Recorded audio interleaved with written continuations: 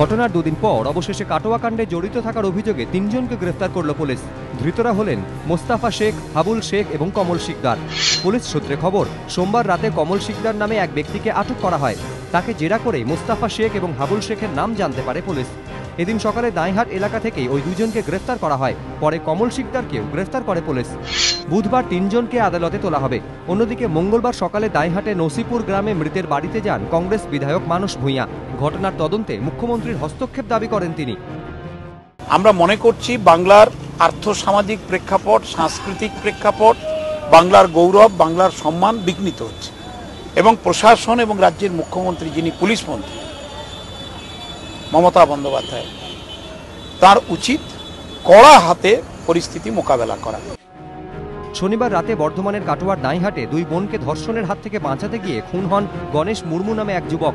ইতিমধ্যেই ঘটনায় স্বতঃপ্রণোদিত হয়ে তদন্তের নির্দেশ দিয়েছে রাজ্য মানবাধিকার কমিশন। রানা দাস, এবিপি আনন্দ, বর্ধমান।